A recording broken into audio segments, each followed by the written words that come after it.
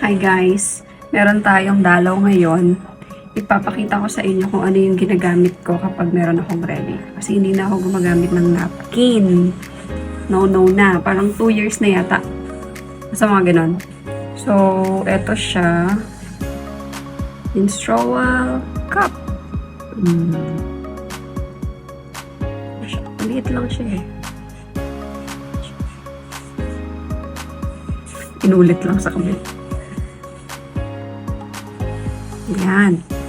Malinis ko. Baka makita, madumi pa na. Malinis yan. Yan siya. Tapos, Kanak to eh. Kanak yung brand niya. Meron kasi mga mura. Ito nasa, may kasama na siyang lagayan. Yan.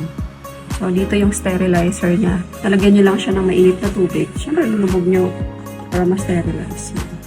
Tapos, lagyan lang mainit na tubig. Tapos, pag feeling nyo na sterilize na siya, kunin nyo na siya. Tapos, syempre masyadong mainit pa yon. Binubusan ko rin siya ng malamig na tubig after. Basta ma-sterilize na lang siya. Tapos, ito may takip din siya. Kung sakaling ano. Yun lang ako nag-sterilize. Tapos, ilalagay ko na siya. Dito ako sanay na fold. Kasi marami siyang iba't ibang pag-fold. Pero dito na ako nasanay. I-flip nyo lang itong ganyan. Ganyan, pababa. Hanggang sa pag-feeling nyo, kasya na yan. Siya, nalakal ko lang ito. So, ganyan na siya. Tapos, yun na yung ipapasok nyo. Yan. Sa una, mahirap talaga to. As in, masakit. Pero, hindi naman.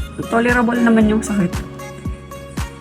Tapos, pag nasanay na kayo, may isip nyo na, marirealize nyo na, sana noon pa, hindi na ako nag-napkin, ito na siya.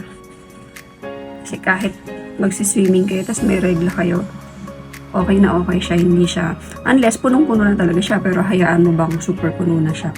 Pag malakas yung regla mo, parang mga 3 hours, papalitan mo na siya. Pag sobrang lakas yung iba, 2 hours lang. Pero ako, 3 hours, sa mga first day ko lang, 3 hours, 2 hours. Bubuhos ko lang, tapos babalik ko ulit. Hindi mo naman every time na i-sterilize mo agad. Ako minsan, umaga-gabi lang ako mag-sterilize. Pag bubuhos ko siya, dilinisan ko lang siya ng tap water lang sa gripo. Tapos, balik ko na siya. Pag alam ko, syempre dapat malinis yung mga kamay natin. Make sure na malinis. Ganun lang siya. Tapos, paghihila, malalaman mo pala kapag nakalock na siya sa loob. Kung saan pinapasok yung something, doon din to ipapasok. Wala na may ibang butas, yun lang talaga. So, pag napasok mo na siya lahat, ako pinatap-tap ko to, iniikot-ikot ko siya.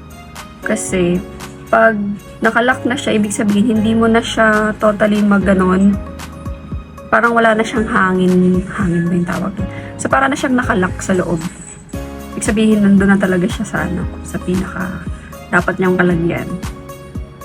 So, pag yun, pag parang nakalock na siya, matigas na siyang push, yun na yun, nandun na siya. So, good na yun. Wala ka namang mafe-feel pag nandun na siya sa loob as in.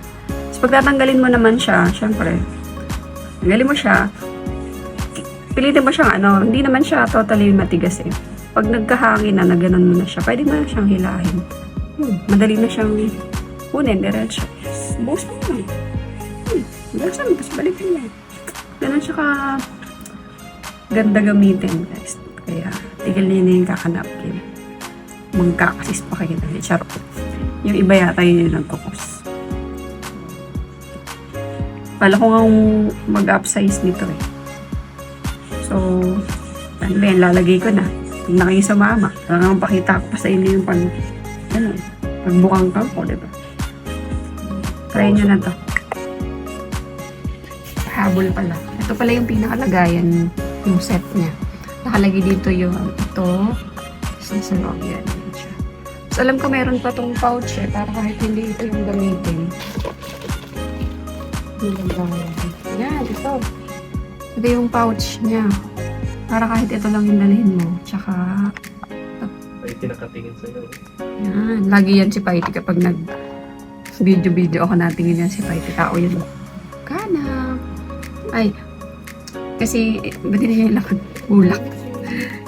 inano ko na siya, ni-recycle ko na siya. Ito lang kasi sapat na. Ito lang talaga yung parang pinaka-packaging niya. Tapos meron tong brush. Parang toothbrush na maliit, pero kako yung handle. Yun yung panglinis din kapag feeling nyo may mga sumingit-singit na something, dugo na naman. Pero wala naman kapag nilinis mo agad. Siguro pag natagalan na na-stuck mo na hindi mo agad nilinis, pero ba't mo naman nahayaan agad? So, ito lang. So, ano, bili na. Straw cup na tayo. Ang pinanglilinis ko pala dito, hindi basta sabon na, no, feminine wash din yung gagamitin nyo. Kung ano rin yung pinanglilinis nyo doon, yun din. Yun siya. Okay, sterilize yun lang.